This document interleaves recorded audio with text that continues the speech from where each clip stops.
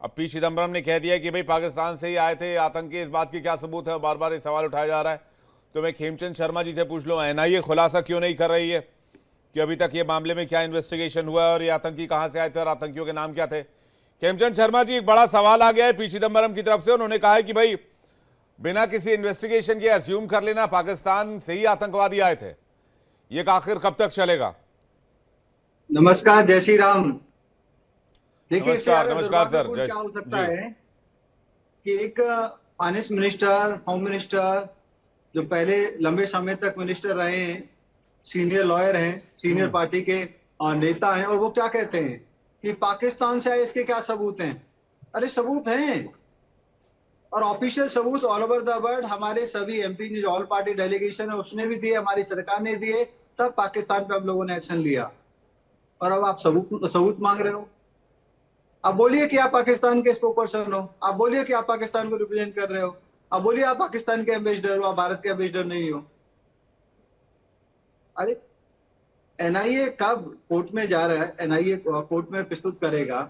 NIA क्या इन सारी चीजों को पब्लिकली हर दिन ब्रीफ करेगा क्या?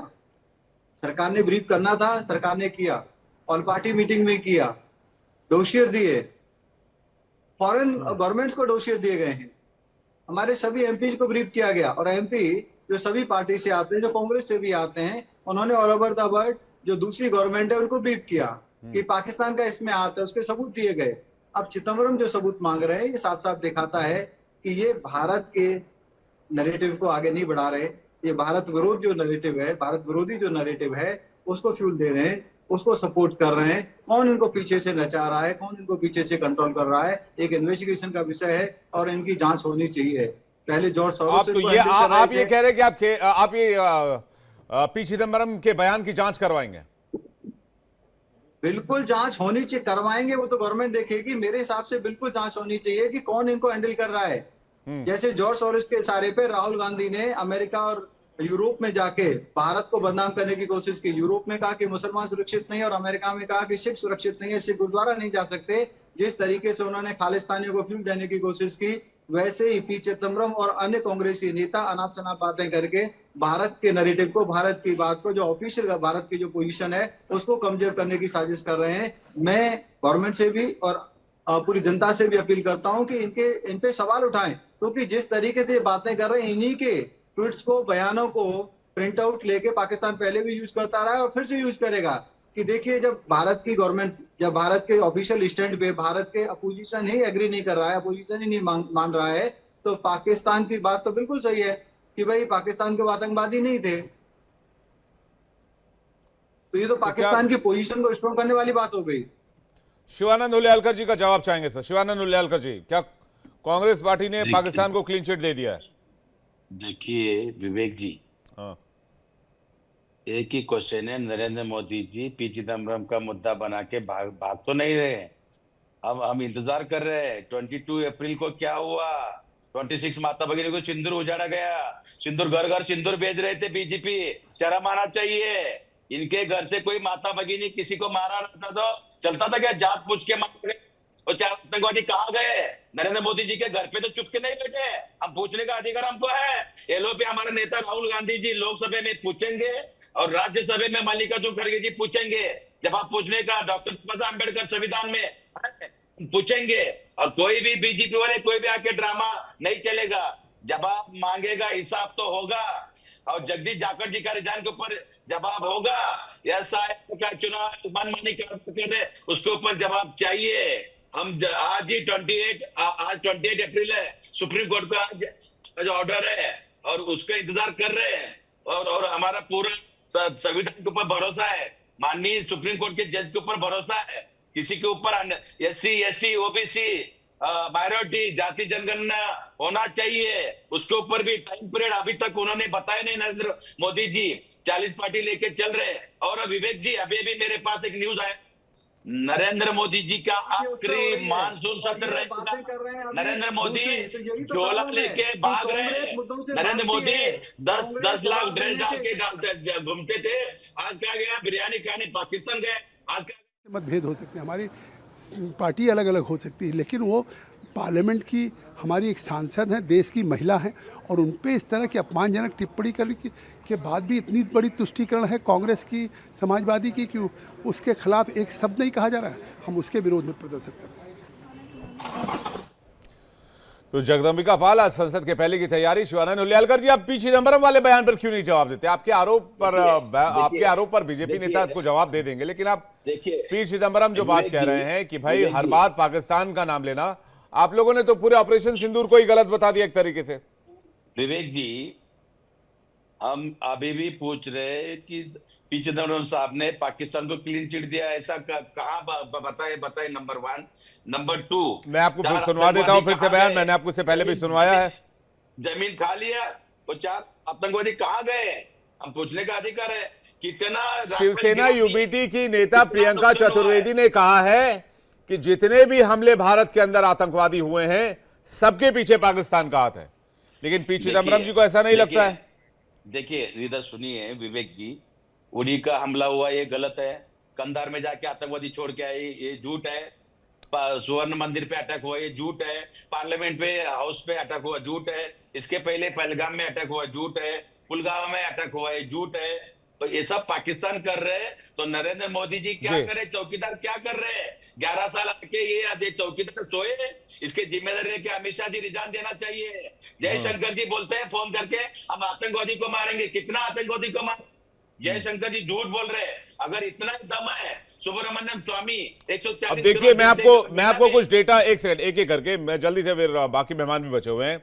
2004 में आपकी सरकार बनी मई में, 15 अगस्त 2004 धेमाजी स्कूल बम धमाका, 2 अक्टूबर दीमापुर बम धमाका, 5 जुलाई 2005 राम जन्मभूमि हमला, 28 जुलाई 2005 जौनपुर ट्रेन बम धमाका, 29 अक्टूबर 2005 दिल्ली बम धमाका, अलग अलग 3 जगहों पर सिलसिलेवार धमाका, 19 फरवरी 2006 अहमदाबाद रेलवे स्टेशन बम विस्फोट, 7 मार्च 2006 वाराणसी संकट मोचन मंदिर और वाराणसी छावनी रेलवे स्टेशन में 3 आतंकवादी हमले, 11 जुलाई 2006 मुंबई ट्रेन बम धमाका, मुंबई में शाम के समय 7 ट्रेनों में सिलसिलेवार धमाका, 8 सितंबर मालेगांव बम धमाका, 18 फरवरी 2007 समझौता बम धमाका, 18 मई 2007 एक और आतंकी हमला, 25 अगस्त 2007 हैदराबाद बम धमाका, 11 अक्टूबर 2007 अजमेर दरगाह बम धमाका, 14 अक्टूबर 2007 लुधियाना के एक सिनेमा घर में धमाका, 24 नवंबर 2007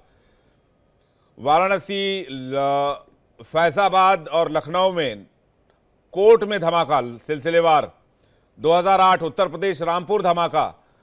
कौन लोग थे धमाका करने वाले, कितने लोगों को आप लोगों ने पकड़कर एग्जीक्यूट किया? किसी में कोई गिरफ्तारी नहीं है, ब्लैंक है, खाली है, कोई एक्शन नहीं है। और अभी तक तो मैं 2008 तक ही गया था शिवानंद भाई, उसके आगे तो मैं गया ही नहीं, पढ़ते पढ़ते मुंह ही थक गया। अब आप बोलेंगे तो 2014 के बाद का भी लिस्ट निकाल लूंगा मैं। ठीक है, अच्छा सुनिए, हाँ, आपने सही क्वेश्चन किया। इसके पीछे पाकिस्तान आतंकवादी और आरएसएस आतंकवादी थे। मालेगांव बम प्लस में जो साध्वी को पकड़ा गया वो कौन थे भाई? क्लीन चिट किसने दिया? आपने आपको सूट करने वाला टॉपिक पकड़ा, आपने सिर्फ मालेगांव पकड़ा, इसके अलावा कम से कम 30-40 धमाके मैंने आपको गिनाए। अरे उसमें आपको क्या नजर आया? बीजेपी, आरएसएस और आतंकवादी हिंदू संगठन जो चला रही थी साध्वी, मतलब और कर्नल, आप कह रहे, मतलब आप ये कह रहे हिंदू आतंकवादी होते हैं? 100%, व्हाई नॉट, 100%। साध्वी कौन थी और मेंबर ऑफ पार्लियामेंट कैसे बनी? किस तरह शर्म आना चाहिए। बीजेपी आरएसएस की पूरी तरह से टेप रिकॉर्डिंग हमारे पास है। दिग्विजय सिंह जी ने खुद मुद्दा उठाया था और दिग्विजय सिंह के पास पूरा प्रूफ है, रॉ के पास भी प्रूफ है। हिंदुओं को आप आतंकी कह रहे हैं पैनल पर बैठकर, ऑफिशियल प्रवक्ता हैं कांग्रेस पार्टी के, आपको खेमचंद जी शायद जवाब देना चाह रहे हैं और रुद्र प्रताप जी भी कुछ कहना चाह रहे हैं। खेमचंद जी, देखिए, इससे ज्यादा अशोभनीय है, निंदनीय कुछ नहीं हो सकता कि कांग्रेस के ऑफिशियल स्पोक पर्सन हिंदुओं को आतंकवादी कह रहे हैं, पाकिस्तान को निर्दोष मान रहे हैं और आतंकवादियों को निर्दोष मान रहे हैं। इससे ज्यादा और ज्यादा क्या होगा कि आप पाकिस्तान की सरपरस्ती कर रहे हो, आप दुश्मनों की सरपरस्ती कर रहे हो, आप दुश्मन के नैरेटिव को बल दे रहे हो, आप दुश्मनी कर रहे हो, आप देश से गद्दारी कर रहे हो। मैं आपको गद्दार कहता हूं। आप 10 साल में अपने हिंदुओं को आतंकवादी तय नहीं कर पाए, आतंकवादी सिद्ध नहीं कर पाए, और आज फिर भी आप हिंदुओं को आतंकवादी सिद्ध करने में लगे हुए हैं। और पाकिस्तान जैसा जो टेररिस्ट कंट्री है, जिसको पूरा विश्व मानता है कि वो टेररिस्ट कंट्री है, और पूरे विश्व में हमारे सभी member of parliament, honourable member of parliament, जिसमें कांग्रेस के ऑनरेबल मेंबर ऑफ पार्लियामेंट भी शामिल थे, ने सिद्ध किया कि उन्होंने ही हमारे यहाँ पे आतंकवादी घटनाएं करवाई, और आप सभी को गलत कह रहे हैं। तो मैं कांग्रेस को और कांग्रेस के नेताओं को इस तरीके के कृत्य के लिए देश का गद्दार कहता हूं। शिवानंद जी, विवेक जी बात करूं क्या सर? हाँ जल्दी से जवाब दीजिए, एक बड़ी खबर आ रही, जल्दी बताएंगे दर्शकों को। पीजीपी आरएसएस आतंकवादी करवाते हैं, इसके पीछे पूरी तरह से कर्नल ठीक है, पुरोहित, मैं सैयद अली पुणे से अब्बास, आता हूं। रुद्र प्रताप सिंह पूरा- और रंजन जी के पास जा रहा हूं। आपने आपका एलिगेशन फिर से रिपीट हो रहा है, लेकिन एक बड़ी खबर आ रही है, एनडीए सांसदों का संसद भवन के बाहर प्रदर्शन। मौलाना साजिद रशीदी के बयान के खिलाफ प्रदर्शन हो रहा है। साजिद रशीदी ने डिंपल यादव को लेकर विवादित बयान दिया था, डिंपल यादव के मस्जिद जाने को लेकर बयान दिया था और उनके कपड़ों को लेकर बयान दिया गया था। इस बारे में एनडीए के सांसद प्रदर्शन कर रहे हैं। संसद परिसर के बाहर यह प्रदर्शन इस वक्त हो रहा है। एक मौलाना है जिनका नाम है साजिद रशीदी, उन्होंने डिंपल यादव के कपड़े को लेकर जब वो मस्जिद गई थी तो उस पर एक विवादित टिप्पणी की थी, विवादित बयान दिया था। और एक निजी न्यूज चैनल के शो पर उसको लेकर यह प्रदर्शन पूरे पार्लियामेंट में हो रहा है और एनडीए के तमाम सांसद इसे लेकर प्रोटेस्ट कर रहे हैं, जिसकी तस्वीर इस वक्त हम दिखा रहे हैं दर्शकों को। चलिए, इस खबर पर हम लगातार बने रहेंगे। फिलहाल आगे बढ़ते हैं और वापस चलते हैं इस वक्त अपनी डिबेट पर। उतनी पैरवी नहीं करता जितनी राहुल ऑक्युपाइड कांग्रेस पाकिस्तान की करती है। हर तर्क तैयार रहता है, हर बचाव का तरीका तैयार रहता है और कहीं ना कहीं पाकिस्तान को बचाने के लिए सदा कांग्रेस आगे खड़ी रहती है। ऐसी कौन सी मजबूरी है कि कांग्रेस को पाकिस्तान का साथ देना जरूरी है? आज नहीं, आप 2008 की घटना से याद करिए। हर बार पाकिस्तान को बचाने के लिए कहीं ना कहीं कांग्रेस आगे आती है, कांग्रेस के नेता आगे आते हैं। और आज जब पहलगाम अटैक पर पार्लियामेंट में चर्चा होगी तो उससे पहले पूर्व गृह मंत्री का इस तरह का बयान आना कांग्रेस की मानसिकता को दिखाता है कि वो भारत के साथ नहीं, भारत के जब सांसद भारत का पक्ष रखने विदेश जाते हैं, डेलीगेशन में जाते हैं, तो कांग्रेस के एक नेता कह देते हैं आतंकवादी भी खुले घूम रहे हैं और सांसद भी घूम रहे हैं। तो सांसद और आतंकवादियों को एक तराजू पे रखने का काम ये भी कांग्रेस ने किया। कांग्रेस को इन बातों के लिए माफी मांगनी चाहिए। और ये जो राहुल ऑक्युपाइड कांग्रेस बार बार भारत विरोधी अभियान चलाती है, इससे पता चलता है ये भारत के साथ नहीं, इनके मंसूबे कहीं और हैं।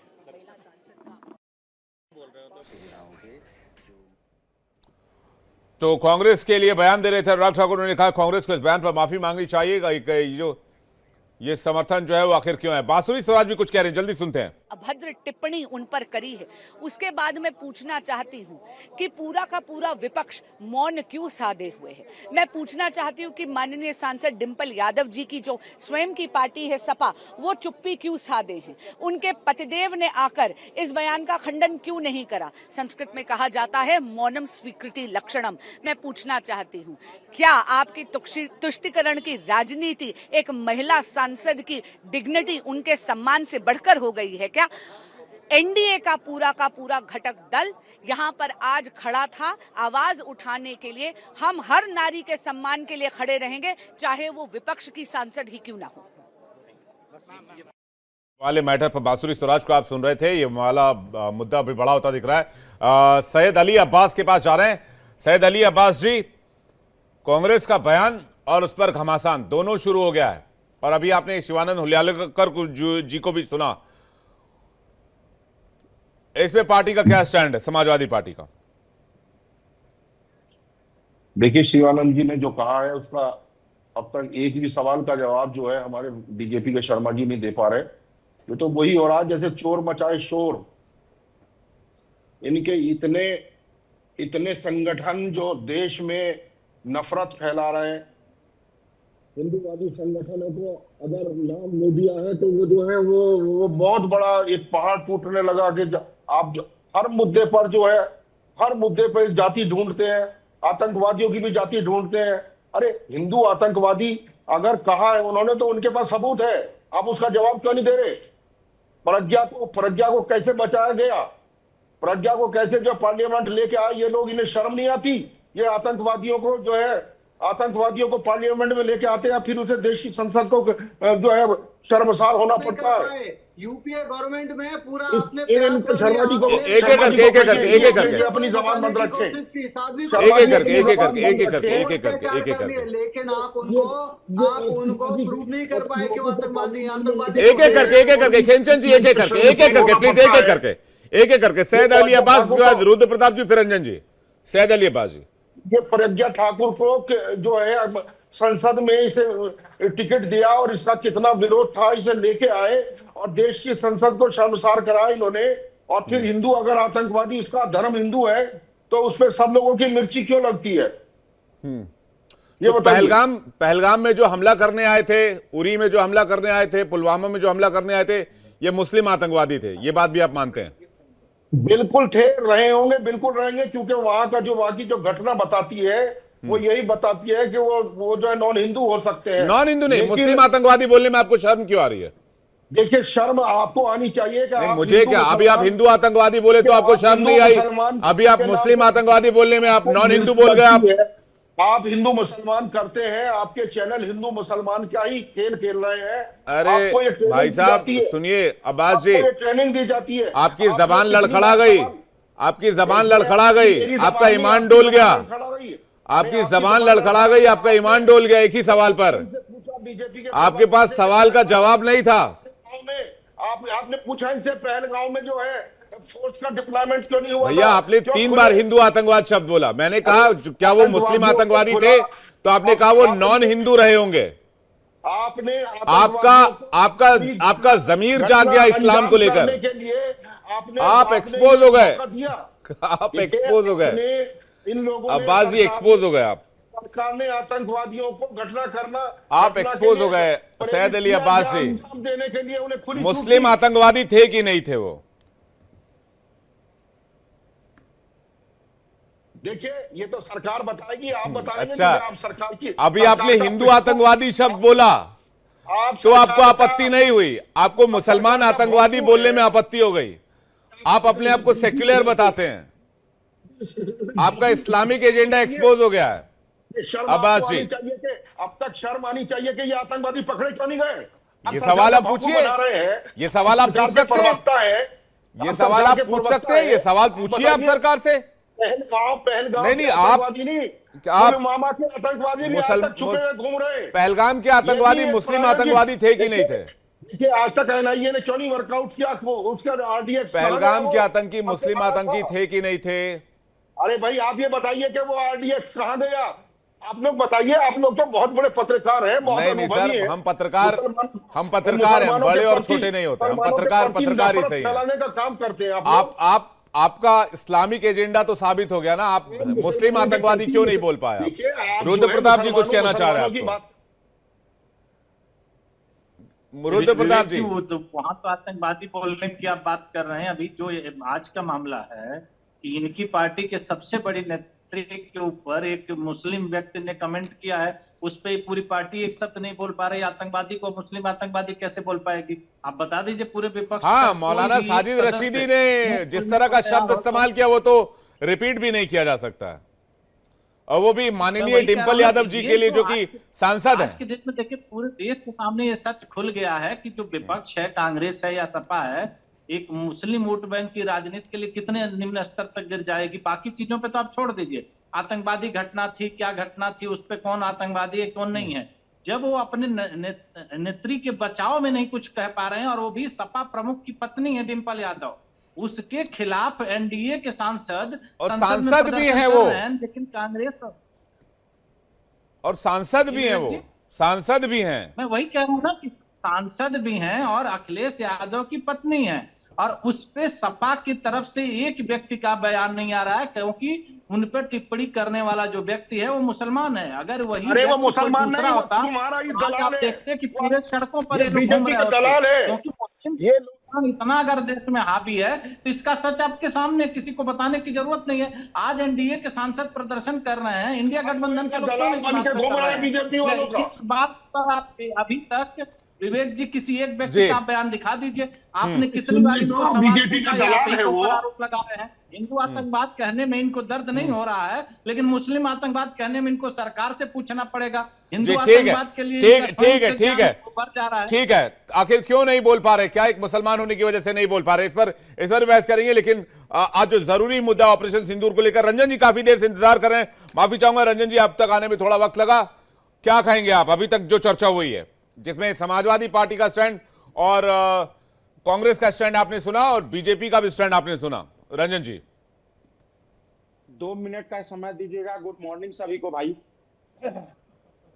ये देश बड़ी शर्मिंदा इस बात को लेकर है कि ये आतंकवादी के जाति और धर्म की बात करने लगे हैं।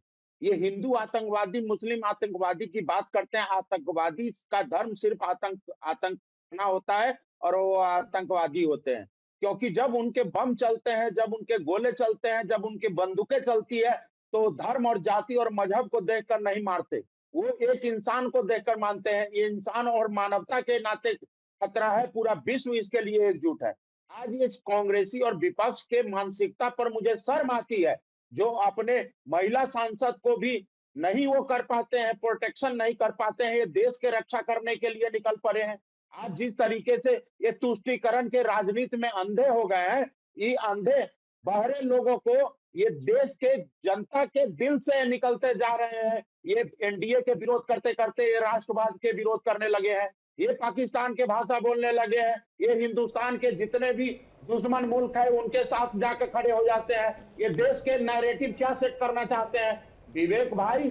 ये परेशानी इस बात की है, परेशानी इस बात की है कि इस लोग किसी भी स्तर पर जाके ये लोग सत्ता में वापसी का बात करते हैं। ये लोग सत्ता के बिना जी, आप कह रहे हैं बोलते बोलते पाकिस्तान की जुबान बोलने लग गए हैं। पाकिस्तान के भाषा, आखिर पाकिस्तान से इनका क्या रिश्ता है? ये रिश्ता क्या कहलाता है? जरा ये बताएं इनके सांसद महोदय और इनके प्रतिनिधि। आज शर्म नहीं आ रही है? हिंदू को आतंकवादी बोलते हैं, कभी भोले बाबा, कभी शंकर भगवान की तस्वीर लेकर संसद में पहुंच जाते हैं, कभी हिंदुओं के अस्मिता पे हमला करते हैं, कभी न मुस्लिम के सगे हैं न हिंदू के सगे हैं। आज एक मुस्लिम कम्युनिटी के मौलवी, आज एक मुस्लिम कम्युनिटी के मौलवी के पत्नी पे हमला कर रहा है, उनके अस्मिता पे हमला कर रहा है, तो इनका ये आज धृतराष्ट्र बने हुए हैं। जी, सैयद अली अब्बास कुछ कहना चाह रहे हैं। आप लोग पाकिस्तान की भाषा क्यों बोलते हैं? रंजन सिंह जी आपसे पूछ रहे हैं, प्रवक्ता एलजेपीआर। रंजन सिंह जी को मैं बता रहा हूं, ये साजिद रशीदी बीजेपी का दलाल है और बीजेपी ने इसे खरीदा हुआ, इसे छोड़ रखा है। आज से 1 साल पहले बीजेपी के लोगों ने इसके खिलाफ जो मुकदमा दर्ज कराया था थाना सेक्टर बी नोएडा में। भाषा की मर्यादा थोड़ी सी रखिए। देखिए क्या है कि ये आपके ड्राइंग रूम में डिबेट तो चल नहीं रही अब्बास जी, ये नेशनल टेलीविजन पर है, दुनिया में लाखों करोड़ों लोग इसे देख रहे हैं।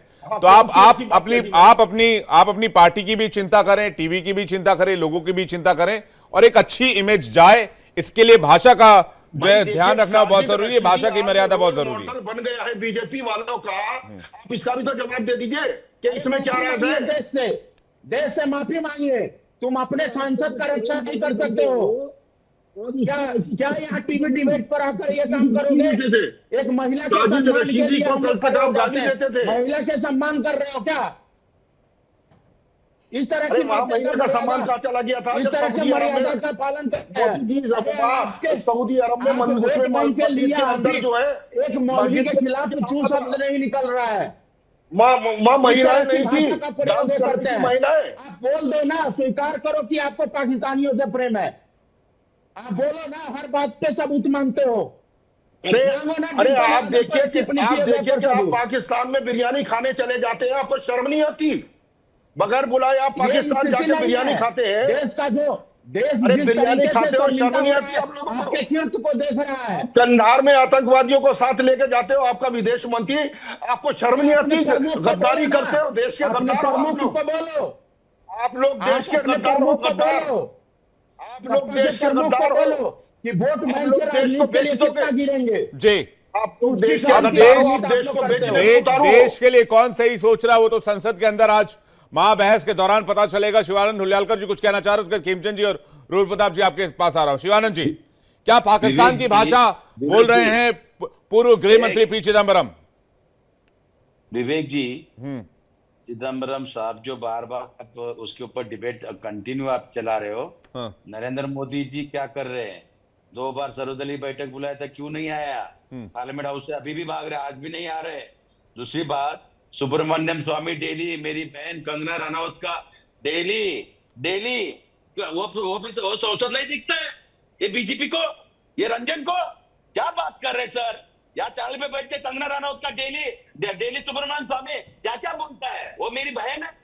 अब इस तरह से क्या बात कर रहे हैं? ये शर्म आना चाहिए ये बीजेपी आरएसएस को और ये रंजन मेरे भाई को। क्या चल रहे हैं? सुब्रमण्यम स्वामी डेली बैठ के देखिए क्या बोलता है डेली। ये मुंह बंद करो। 140 करोड़ जनता, नरेंद्र मोदी मेरे भी प्राइम मिनिस्टर है। डेली अपमानित करना ये अच्छी बात नहीं है। स्मृति ईरानी जी का अपमान करना, वो भी मेरी बहन है, ये ठीक नहीं है। अब माफी मांगने बोली है, शर्म आना चाहिए बीजेपी आरएसएस को, ये रंजन सर को भी। आप देखिए, कंगना रनौत का डेली सुब्रमण्यम स्वामी। तो इसका मतलब ये थोड़ी है कि कोई सांसद डिंपल यादव जी के लिए कुछ भी कह देगा।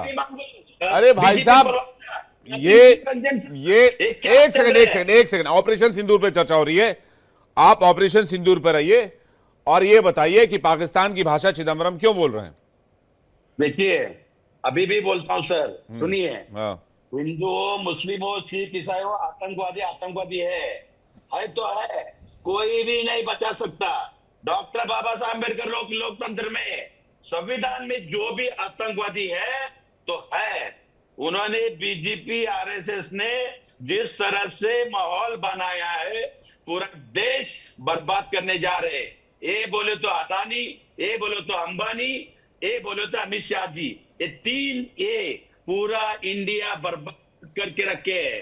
215 करोड़ 2010 में आपने दिया। 2008 के मुंबई अटैक के बाद पाकिस्तान को क्यों दिया?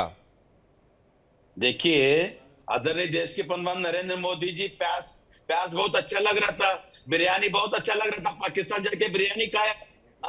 उनका ही 2019 में नरेंद्र मोदी दोबारा प्राइम मिनिस्टर बनने के बाद जी ठीक है, पाकिस्तान के प्रेसिडेंट क्यों आए? इनको कोई लेना देना नहीं देश के बारे में। 140 करोड़ जनता पूछ रहे हैं। रंजन सिंह कुछ कहना चाह रहे हैं, एक करके रंजन सिंह जी कुछ कहना चाह रहे हैं, एक करके रंजन सिंह जी कुछ कहना चाह रहे हैं। उसके बाद किरेन रिजिजू का बयान सामने आ रहा है, वो सुनाएंगे। रंजन सिंह जी पहले प्लीज। Thank you. अभी ये कांग्रेस के प्रवक्ता हमारे भाई बोल रहे थे कि हिंदू आतंकवादी होते हैं, अभी ये कह रहे हैं आतंकवादी होता है, आतंकवादी। अरे हम तो बिरयानी खाने जाते हैं, आप तो अपराधियों को शरण देते हो। आप प्रधानमंत्री आवास में, जब आपको मौका मिला था तो प्रधानमंत्री आवास में शरण देने का काम किया है। आपके गृह मंत्री, आप जो महागठबंधन के लोग हैं, जब देश के रक्षा मंत्री और गृह मंत्री थे, क्या देश गवाह नहीं है कि उनके संरक्षण से आतंकवाद होता था? नहीं है ये। आज देश इस बात के लिए शर्मिंदा नहीं है क्या? अरे आप अपने पास्ट को टटोलो। जिस तरीके से आतंकवादी को आप लोग शरणागत करके, शरण में रखकर देश के अस्मिता को वैश्विक बाजारों में नीलाम किया है, भारतवर्ष आपके कुकीर्ति से पूरे विश्व में शर्मिंदा हुआ है, ये पूरा विश्व जानता है। आप ऐसी बातें मत किया करो। अब कम से कम आज भी देश की जनता आपको सुन रही है, देख रही है। आज आप मुस्लिम और हिंदू आतंकवादी की बात करते हो। आतंकवादी जब गोली चलाता है तो किसी हिंदू और मुसलमान, पाकिस्तान की भाषा आप बोलते हो। आपको ऑपरेशन सिंदूर पर चाहिए, आपको उरी पर चाहिए। आपको जब हमारा देश का सेना शौर्य और पराक्रम का कीर्त कर रहे होते हैं, वो शौर्य और पराक्रम ऑपरेशन के दौरान आप लोग सबूत मांगने का काम करते हो। आप लोग जाते हो डेलीगेशन में तो कुछ और भाषा का प्रयोग करते हो। इसमें किसी और को, किरेन रिजिजू का बयान सामने आ रहा है। पी चिदम्बरम के बयान पर किरेन रिजिजू जो कि कैबिनेट मिनिस्टर है, उनकी प्रतिक्रिया आई है, वो एक बार सुनवाते हैं।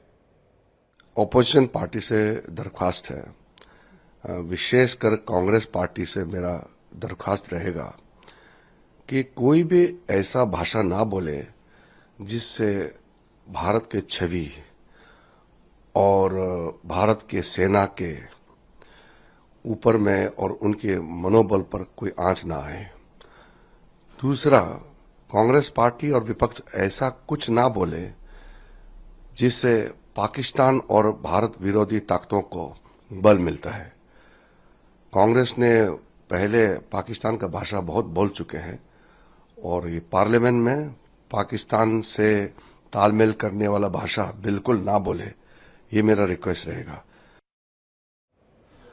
तो पाकिस्तान से तालमेल करने वाली किसी भाषा का इस्तेमाल नहीं होना चाहिए, ये साफ तौर पर कहना है किरण रिजिजू का। शिवानंद जी इस पर कुछ कहना चाह रहे हैं, कांग्रेस के प्रवक्ता जी।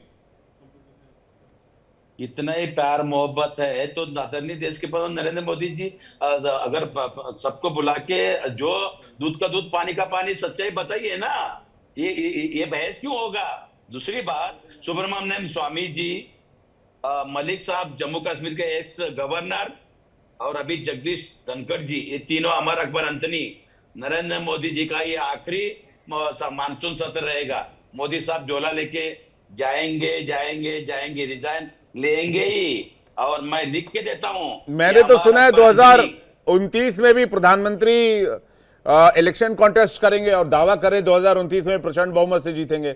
2034 तक रहेंगे। नरेंद्र मोदी जी ईवीएम बिना कभी जीत नहीं सकते।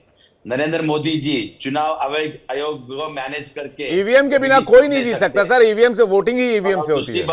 दूसरी बात बात तो सुनिए सर। डॉक्टर बाबा साहब अम्बेडकर जी का संविधान का हत्या हो रहे, लोकतंत्र का हत्या हो रहे। अभी तो कह रहे हैं, ये तो कहते हैं संविधान आप जेब में लेकर घूमते हैं।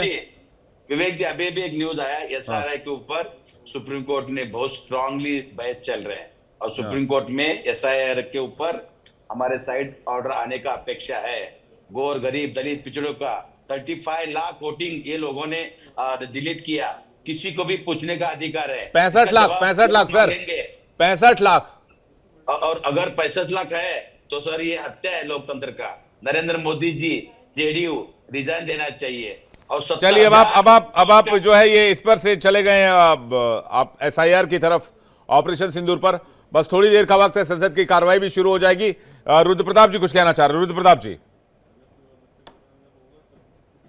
विवेक जी, आज जिस तरह से महत्वपूर्ण विषय पर चर्चा हो रही है, उसमें जिस तरह से चिदंबरम जी का बयान आया है, तो विपक्ष ने तो सारा हथियार अपना आज ही डाल दिया। क्योंकि जब ये संसद में चर्चा होगी और इतने गिरे स्तर का जो बयान उन्होंने चिदंबरम जी ने दिया है, उसके बाद विपक्ष के लिए बोलने के लिए बचता क्या है। क्योंकि इन्होंने तो पूरे ऑपरेशन को ही रिजेक्ट कर दिया। इन्होंने इनकी भाषा से तो ये पता चल रहा है ना कि भारत ने अंधेरे में तीर चलाया। जी, भारत ने अंधेरे में तीर चलाया गलत तरीके से और अजम्पशन पे पाकिस्तान पे हमला कर दिया। बात हो जाती है। तो ये जो सवाल है ना, विपक्ष क्या है कि अपनी तैयारियों में रहता ही नहीं है। जैसे अभी शिवानंद जी बात कर रहे हैं, तो पूरे डिबेट में आपने देखा होगा 2 घंटे से हम लोग डिबेट कर रहे हैं, शिवानंद जी पूरे देश को घुमाते हैं। लेकिन जिस मुद्दे पे बात होगी, अभी यहाँ पर सुब्रमण्यम स्वामी से लेके कहां तक चले गए, लेकिन डिंपल यादव के लिए मुंह से नहीं निकले। तो सवाल ये उठता है कि जब आप चर्चा में होते हैं तो चर्चा की गंभीरता को आपको समझना पड़ेगा। यही विपक्ष बहुत दिनों से संसद में भी नहीं समझ पा रहा है कि संसद में जब कार्रवाई होती है तो आपके जिस विषय पर आप चर्चा करने के लिए आते हैं, आपकी तैयारी उतनी मजबूत होनी चाहिए, क्योंकि लोग उसको सुनते हैं, लोग उसको समझते हैं। अब चिदंबरम जी ने क्या कहा है, इसको मैं भी समझ रहा हूं, आप भी समझ रहे हैं। अब कांग्रेस के लोग उसको अगर समझाने की कोशिश करेंगे तो ऐसा नहीं है कि देश नहीं समझ पा रहा है कि वो कहना क्या चाह रहे थे। और वो भी ऐसे समय में वो बयान दे रहे हैं जब संसद की कार्रवाई इसी विषय पे अभी शुरू होने वाली है। तो आप ये सोच लीजिए कि कितना इन लोगों का एक मैनिपुलेटिंग प्लानिंग है। और जब बार बार इस बात को उठाया जा रहा है, यही मुद्दों को पाकिस्तान चीजों को उठाता है, तो आप पाकिस्तान को ठीक है। क्या कांग्रेस पार्टी के दिल में पाकिस्तान के लिए कुछ कुछ होता है क्या? सैयद अली अब्बास जी से एक छोटा रिएक्शन चाहेंगे, उसके बाद एक छोटा सा ब्रेक लेंगे और बड़ी कवरेज लगातार जारी रहेगी। सैयद अली अब्बास जी, क्या चिदंबरम के बयान को सपोर्ट करते हैं आप? समाजवादी पार्टी का क्या स्टैंड है इस पर? देखिए, समाजवादी पार्टी का तो वही स्टैंड है जो 71 में श्रीमती इंदिरा गांधी जी ने पाकिस्तान के 2 टुकड़े किए थे और दुश्मन नंबर 1 मानता है पाकिस्तान आज भी कांग्रेस पार्टी को। और बीजेपी के लोग वहां बिरयानी खाते हैं जाके, शर्म नहीं आती इन लोगों को? ये आतंकवादियों को, मसूद अजहर को 1971 का आपने जिक्र किया। अब्बास जी, एक छोटा सा ब्रेक लेना होगा मुझे, आप सभी मेहमान हमारे साथ बने रहिएगा, एक छोटा सा ब्रेक लेना होगा, बने रहिएगा। 1971 का जिक्र किया आपने। 1971 में जब जंग के कगार पर देश खड़ा था और पाकिस्तान में के दो टुकड़े होने थे, उससे पहले जो ऑपोजिशन में नेता थे अटल बिहारी वाजपेयी, उन्होंने कहा था इंदिरा जी से कि आप देश संभालिए, आप इस मुसीबत को संभालिए, और विपक्ष जो है ये वादा करता है विपक्ष संसद संभाल लेगा। तो इस तरह की कोऑर्डिनेशन चला करती थी। खैर, आज की तारीख में सियासत अलग तरीके की देखने को मिलती है और आरोप प्रत्यारोप भी अलग तरीके के देखने को मिलते हैं।